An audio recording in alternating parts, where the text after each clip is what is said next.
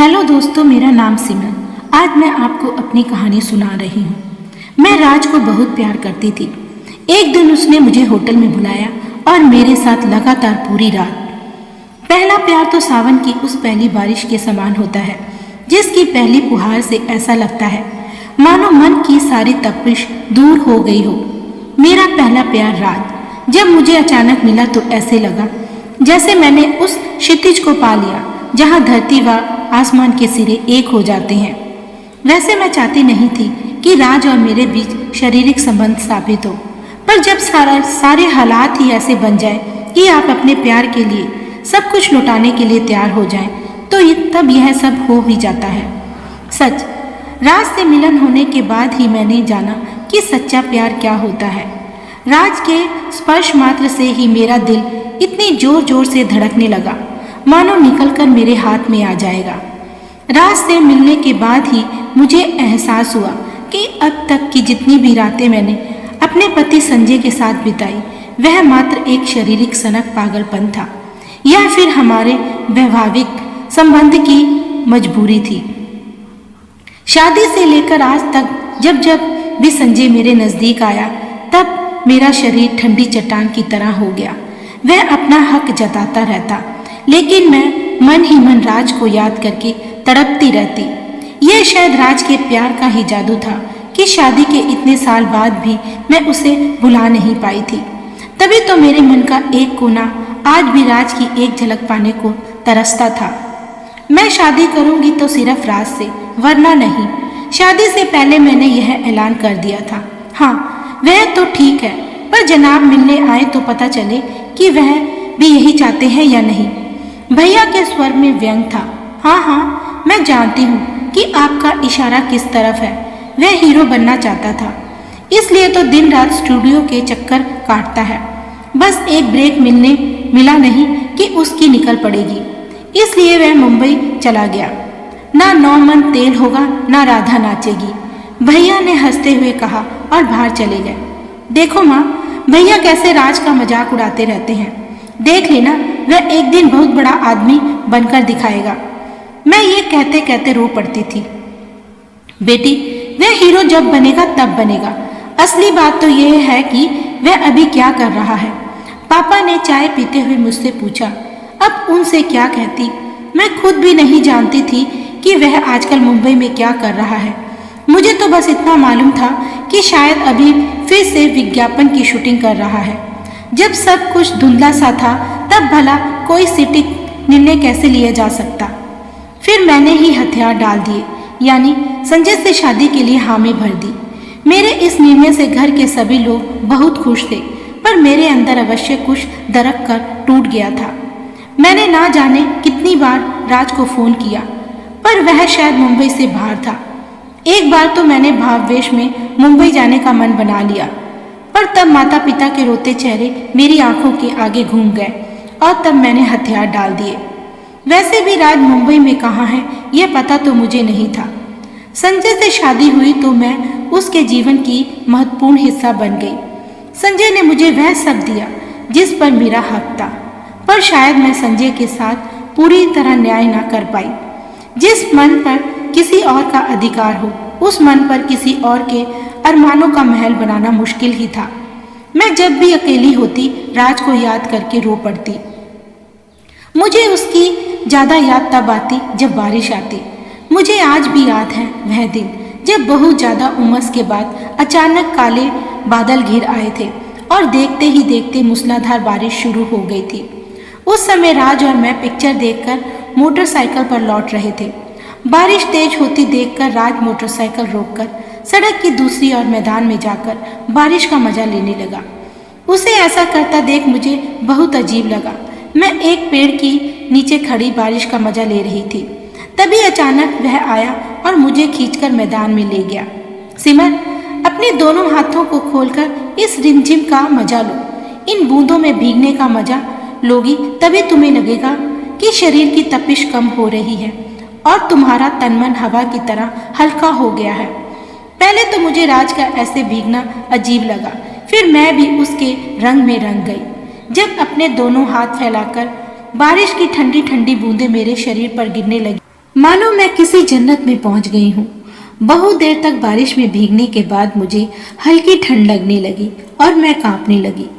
तब राज मेरा हाथ पकड़ मुझे सड़क किनारे बने एक टी स्टॉल में ले गया। रिमझिम बारिश के बीच गर्मा गर्म चाय पीते हुए हमने अपने अपने कपड़े सुखाए और अपने अपने घर चले गए। उसके बाद ना जाने कितनी बारिशों में मैं और राज साथ साथ थे।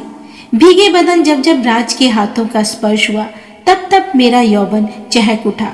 संजय को भी राज की तरह तेज बारिश में भीगना पसंद है। मुझे याद है जब हम लोग हनीमून के लिए मसूरी गए थे, माल रोड पर घूमते हुए अचानक बारिश शुरू हो गई। संजय तो वहीं खड़ा होकर बारिश का मजा लेने लगा, पर मैं एक पेड़ की ओर में खड़ी हो गई। सिमर, आओ मेरे साथ इस बारिश में भीगो, देखो कितना मजा आ रहा है।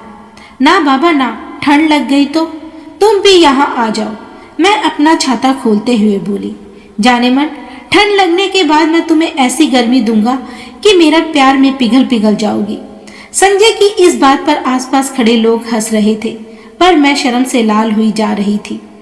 हिल स्टेशनों की बारिशों में देर तक भीगने से संजय को ठंड लग गई और फिर वह 3 दिन तक बिस्तर से नहीं उठा था। वह तो दवाई लेकर गहरी नींद में सो गया, पर मैं राज की याद में तड़प तड़प पर रह गई थी। बार बार सोचती कि काश आज संजय की जगह राज होता तो इस हनीमून का, इस बारिश का मजा ही कुछ और होता। वैसे संजय ने हनीमून पर मुझे पूरा मजा दिया था, लेकिन मैं चाहकर भी पूरे मन से उसका साथ नहीं दे पा रही थी। जब भी संजय मेरे पास होता मुझे ऐसा लगता मानो मेरा शरीर तो संजय के पास है, लेकिन मन कहीं पीछे छूट गया है, राज के पास। मुझे हमेशा ऐसा लगता कि हम दोनों के बीच राज का वजूद आज भी बरकरार है, जो मुझसे रह रहकर अपना हक मांगता है। ये शायद राज के वजूद का ही असर था कि मैं चाहकर भी संजय से खुल नहीं पाई। मेरे मन का एक कोना अभी भी राज की याद में तड़पता रहता है। जब भी बादल बरसते हैं, संजय बारिश में भीगते हुए उसका आनंद लेता है, मगर मैं दरवाजे की ओट में खड़ी राज को याद करते रोती हूँ। तब अचानक संजय का चेहरा राज का रूप ले लेता है और फिर मेरी यही बेचैनी तड़प में बदल जाती है। तब मैं सोचने लगती हूँ कि काश मेरी इस तड़प में राज भी मेरा हिस्सेदार बन पाता तो कितना अच्छा होता। बारिश की ठंडी फुहारों के बीच अगर मैं अपनी इस तड़प से राज को अपना दीवाना बना देती और टूटकर उसे प्यार करती तो शायद मेरा मन भी इस मौसमी ठंडक से सराबोर हो उठता। वैसे मैंने अपने मन की सारी बातें अपने मन के किसी कोने में छिपा कर रखी थी, तो संजय की पारखी नजरों ने मेरे मन की बेचैनी को भांप लिया था। घर से बाहर निकलो, नए नए दोस्त बनाओ, घर की 4 दीवारी में कैद होकर क्यों बैठी रहती हो? एक दिन संजय मुझे समझाते हुए बोला। संजय की बातें मुझे जच गई और मैं अपनी सोसाइटी की किट्टी पार्टी की सदस्य बन गई। नए नए लोगों से मिलने से मेरा अकेलापन कम होने लगा, जिस कारण मन में छाई निराशा आशा में बदलने लगी। अपनी जिंदगी में आए इस बदलाव से मैं खुश थी। धीरे धीरे मुझे ऐसे लगने लगा शायद अब मेरी जिंदगी में एक ठहराव आ गया है, पर यह ठहराव ज्यादा समय तक नहीं टिक पाया, क्योंकि शांत नदी में अचानक राज ने आकर अपने प्यार का पत्थर जो फेंक दिया था, जिस कारण मेरी जिंदगी में फिर से तूफान आ गया। मैं उस दिन अकेली पिक्चर देखने गई थी। वैसे संजय भी मेरे साथ आने वाला था, लेकिन अचानक जरूरी काम आने से वह नहीं आ सका, अतः अकेली पिक्चर देखने गई थी। लेकिन पिक्चर शुरू होने से पहले ही अचानक राज से मुलाकात हो गई। जब हम एक दूसरे के सामने आए तब ना जाने कितनी देर तक हम एक दूसरे को बिना कुछ बोले निहारते रहे। मैं कोई सपना देख रही हूँ क्या? मैंने चुप्पी तोड़ते हुए पूछा। हाँ, शायद सपना ही है, कहते कहते राज का गला भर आया। फिर हम दोनों ने भीड़ से दूर एक तरफ ओट में जाकर खड़े हो गए। कहाँ थे? ना कोई फोन। जाओ, मैं तुमसे कोई बात नहीं करनी। मैं लगभग रो पड़ी थी। सिमर, आज तक कोई ऐसा पल नहीं बीता होगा जब मैंने तुम्हें याद ना किया हो। बस यह समझ लो कि मेरा मन तन तो मेरे पास था, पर मन हमेशा तुम्हारे पास रहा। राज भरे गले से बोला। इससे पहले कि मैं कुछ और बोल पाती, राज ही बोल पड़ा। अच्छा, अब ये गिले के शिकवे छोड़ो और अंदर चलो। आज की पिक्चर में मेरा हीरो का रोल तो नहीं, नेगेटिव है, पर हीरो के रोल से ज्यादा दमदार है, कहकर उसने मेरा हाथ पकड़ा और दोनों हॉल के अंदर चले गए। वाकई राज का अभिनय दमदार था। इतने सालों की उसकी मेहनत नजर आ रही थी। जब हम हॉल से बाहर निकले तो उसके प्रशंसकों की भीड़ ने उसका रास्ता रोक लिया। उसके बाद से तो राज का जादू मेरे सर चढ़कर बोलने लगा। अब मुझे ना दिन की सुध रहती थी और ना रात की। मेरा अब ज्यादा समय राज के साथ ही बीतने लगा था। कभी कभी तो मैं अपनी शूटिंग के समय भी उसके साथ होती। मैंने कई बार उससे कहा कि वह चलकर संजय से मिल ले, पर हर बार टाल जाता। जब भी मैं उसके सामने संजय का जिक्र करती, वह गमगीन हो उठता और तड़पते हुए कहता, मेरे उस दुश्मन का नाम मेरे सामने लेकर मेरे जख्मों को हरा मत किया करो। सिमर, बस यह समझ लो कि तुमसे मेरी शादी ना हो पाना मेरी सबसे बड़ी हार है, जिसे मैं एक दिन जीत में बदल कर ही रहूंगा। तब मेरा मन करता कि मैं उससे लिपट जाऊं और अपना सब कुछ उसे सौंप दूं, पर लोक लाज के भय से अपने कदम रोक लेती। कई बार मेरे मन में आया कि उससे पूछूं कि वह मेरी शादी के समय कहाँ था, पर यह सोचकर चुप हो जाती कि इससे राज को दुख पहुंचेगा और मैं उसे दुखी नहीं करना चाहती थी। एक दिन शाम को 7 बजे जब मेरे पास राज का फोन आया, क्या कर रही हो जान? कुछ भी तो नहीं, तो चली आओ आलिशान होटल में। पर अचानक, ज्यादा सवाल मत पूछो, एक सरप्राइज है।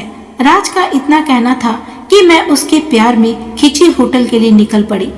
उस दिन संजय टूर पर था और मैंने अपने बेटे कनव को अपनी सहेली मीना के यहाँ छोड़ा।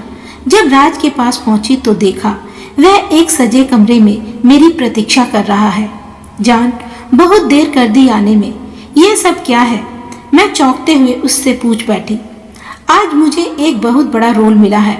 अगर यह पिक्चर हिट हुई तो समझो मैं रातों रात स्टार बन जाऊंगा। कहते कहते उसने मुझे अपनी बाहों में भर लिया। ये सही नहीं है राज, मैंने खुद को उससे छुड़ाते हुए कहा। प्यार में कुछ भी सही या गलत नहीं होता। प्यार तो सिर्फ प्यार होता है जो कुर्बानी मांगता है। वैसे भी तुम्हारा और मेरा प्यार तो सच्चा प्यार है जो ना जाने कब से एक दूसरे का साथ पाने को तड़प रखा है। यह कहकर उसने मुझे पैकेट थमा दिया। जब मैंने पैकेट खोला तो हैरान रह गई। उसमें एक गुलाबी रंग की नाइटी थी। इधर मैं कपड़े बदलने चली गई तो उधर रात सारे बिस्तर पर लाल गुलाबों की बरसात करने लगा। इत्र की भीनी भीनी खुशबू और धीमा धीमा संगीत, बस सब कुछ था मुझे मदहोश करने के लिए काफी था। बस सब कुछ हो गया जो शायद बहुत पहले हो जाना चाहिए था।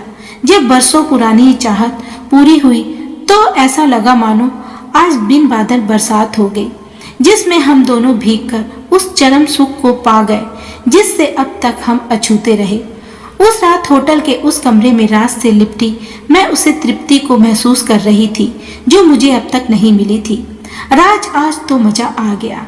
मैं भाववेश में उसके होठों पर किस करते हुए बोली, अरे मैडम, यह तो कुछ नहीं है, आगे आगे देखो मैं तुम्हें कैसे जन्नत का मजा दिलाता हूँ। कहकर राज फिर से मुझसे लिपट गया।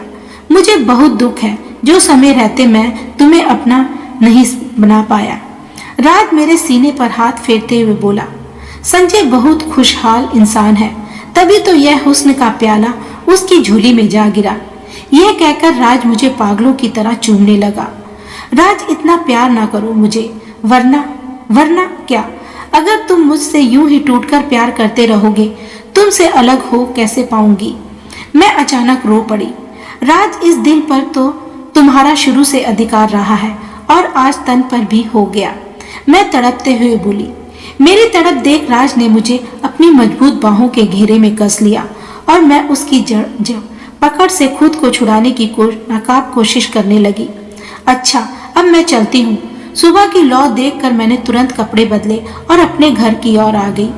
राज से शारीरिक संबंध करने के बाद मेरे अंदर एक सुखद सा परिवर्तन आया। अब मैं हर समय खिलखिली रस्सी रहती। इतना खुश तो मैंने पहले कभी नहीं देखा। उस दिन मुझे एक फिल्मी गाना गुनगुनाते हुए संजय ने टोक दिया। वह क्या है कि आजकल नए दोस्त बन रहे हैं ना? मैंने तो बात बदलते हुए कहा, अच्छा लगता है तुम्हें यूं खुश देखकर। कहकर संजय ने करीब आकर मेरा हाथ माथा चूम लिया। सच, उस समय मुझे राज की बहुत याद आई। आज रात के कारण ही तो मेरे मन का सूनापन कम हो गया था। उसके प्यार में पागल मैं आज दूसरी बार उससे मिलने उसी होटल में जाने वाली थी, पर उस समय कनव स्कूल गया हुआ था, इसलिए दुविधा में थी कि कैसे जाऊं। तब मेरी सास जो मेरे पास रहने आई हुई थी तुरंत बोली, अरे बहू परेशान क्या है, अब जब मैं घर में हूं तो कनव को देख लूंगी, तुम अभी निकल जाओ वरना तुम्हें सामने देखकर ज्यादा परेशान करेगा। माँ जी का इतने कहते ही मैं तुरंत निकल पड़ी। इधर मेरा ऑटो रिक्शा होटल की तरफ बढ़ रहा था तो इधर मेरी बेचैनी। सब कुछ अपनी चरम सीमा पर था। उस दिन का चरम सुख और आज फिर अचानक मेरे विचारों पर विराम लग गया क्योंकि मेरा होटल जो आ गया था। तेज कदमों से लॉबी का रास्ता पार करते मैं होटल के कमरे के पास पहुंच गई। कमरे का दरवाजा आधा खुला था और मैं जल्दी से उसे धकेल कर अंदर जाना चाहती थी कि अचानक राज के मुंह से अपना नाम सुनकर मेरे बढ़ते कदम रुक गए। जब मैंने दरवाजे की ओट में खड़ा होकर अंदर झांका तो हैरान रह गई। राज किसी और के साथ बैठा ड्रिंक कर रहा था। पूरे कमरे में सिगरेट का धुआं फैला हुआ था। तेरी वह मुर्गी कब आएगी, मेरा मन बेचैन हो रहा है।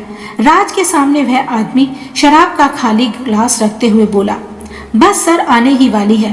राज उसके खाली ग्लास में शराब डालते हुए बोला, पर यार वह तो तेरी गर्लफ्रेंड है, ऐसे में वह मेरे साथ, आप उसकी फिक्र ना करें सर जी। अरे वह तो मेरे प्यार में इतनी पागल है कि मेरे एक इशारे पर कुछ भी करने को तैयार हो जाएगी। राज ठहाका लाकर हंस पड़ा। अरे मैंने कच्ची गोलियां नहीं खेली हैं, जो हाथ आया मौका यूं ही जाने दूं। नशे में धुत राज बोला, आप आज सिर्फ मेरे अभिनय का कमाल देखना, मैं आज उसे इतना बेचैन कर दूंगा कि वह मेरे साथ साथ आपको भी पूरा मजा देगी। बड़ी गर्मी भरी पड़ी है उसके अंदर। मैं फिर उसने सिगरेट सुगला ली। अच्छा मैं चलता हूँ, बाहर लॉबी में तुम्हारे फोन का इंतजार करता हूँ, जब मामला पड़ जाए तब आ जाऊंगा। कहकर वह आदमी पागलों की तरह हंसने लगा। आप मजे की फिक्र ना करें, वह तो मैं आपको पूरा दिलवाऊंगा, पर मेरा आपकी आने वाली फिल्म में हीरो का रोल तो पक्का है ना। कहकर राज ने वही गुलाबी नाइटी बेड पर फैला दी। अरे यार मैं जुबान का पक्का हूँ, इधर वह लड़की आई तो इधर तुम्हारा हीरो का रोल पक्का। यह सब सुनकर मेरे तो होश उड़ गए। मेरी तो उस समय ऐसी हालत थी कि काटो तो खून नहीं। पहले तो मेरे मन में आया कि अंदर जाकर इन दोनों का मुंह नोच लूं। फिर मैं तुरंत संभल गई कि निष्ठा पर उतर आए, ये दोनों लोग मेरे साथ कुछ भी गलत कर सकते हैं। फिर मैंने समय न गवाते हुए बाहर का रुख किया ताकि इनकी पकड़ से बाहर निकल जाऊं। वैसे भी वह आदमी कभी भी बाहर आ सकता था। उस समय मेरा तन बदन गुस्से से उबल रहा था और मेरी आंखें लगातार बह रही थी। राज के प्यार का यह घृणित रूप देखकर मेरे रोंगटे खड़े हो गए थे।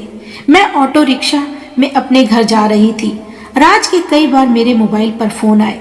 मेरा मन उस समय इतना बेचैन था कि उससे बात करना तो दूर, मैं उसकी आवाज भी नहीं सुनना चाहती थी। इसलिए मैंने अपना मोबाइल ऑफ कर दिया और बीती बातें भुलाकर अपने घर चली गई। अरे संजय तुम कब आए? संजय को कनव के साथ खेलते हुए देखकर मुझे सुकून सा मिला। चलो आज पिक्चर देखने चलते हैं, खाना भी बाहर ही खाएंगे। संजय ने अचानक मुझसे कहा तो मैं हैरान सी रह गई। पर कनव का तो सुबह स्कूल है, मैंने बात बदलते हुए कहा। अब संजय से कैसे कहती कि मेरा मूड खराब है। कनव को तो मैं देख लूंगी, समय से खाना खिलाकर सुला दूंगी। सासू माँ कमरे में प्रवेश करते हुए बोली, क्यों कनव, दादी के साथ खेलेगा ना? और फिर वह दिन वाली स्टोरी भी तो पूरी करनी है ना। सासू माँ के साथ का इतना कहते ही कनव उनसे लिपट गया। चलो अब तो तुम्हारी समस्या हल हो गई, अब जल्दी से तैयार हो जाओ, संजय ने मेरा कंधा थपथपाते हुए कहा। फिर हम तैयार होकर मूवी देखने चले गए। जब पिक्चर देखकर बाहर निकले तो बाहर काले बादल घिर आए थे। देखते देखते तेज बारिश शुरू हो गई। संजय कार का दरवाजा खोलकर अंदर बैठने लगा तो मैंने अचानक उसका हाथ पकड़कर बाहर खींच लिया। मैडम बारिश शुरू हो गई है और तुम्हें बारिश में भीगने से एलर्जी है। उसके स्वर में व्यंग था। अब मुझे बारिश में भीगना अच्छा लगता है, कहकर मैंने संजय को हाथ से पकड़कर बाहर खींचा और फिर दोनों देर तक बारिश में भीगने का मजा लेते रहे। जब बारिश की ठंडी फुहारें मेरे तन मन की तपिश निकालने में कायम हुई तब मैं संजय के गले से जा लगी। संजय ने मुझे अपनी बाहों में कस लिया और अपने होंठ मेरे होठों पर रखकर किस करने लगा। मेरे अंदर आए अचानक इस बदलाव को देखकर संजय को इतना अच्छा लगा जब संजय की मजबूत बाहों ने मेरे तन को कसा तो ऐसा लगा मानो अब मेरे मन पर सिर्फ और सिर्फ संजय का ही अधिकार है। और तब ऐसा लगने लगा मानो राज की यादों का अक्स धुंधला पड़ने लगा था। कहानी कैसी लगी हमें कमेंट में लिखकर बताएं। वीडियो को लाइक और चैनल को सब्सक्राइब करें। थैंक यू, धन्यवाद।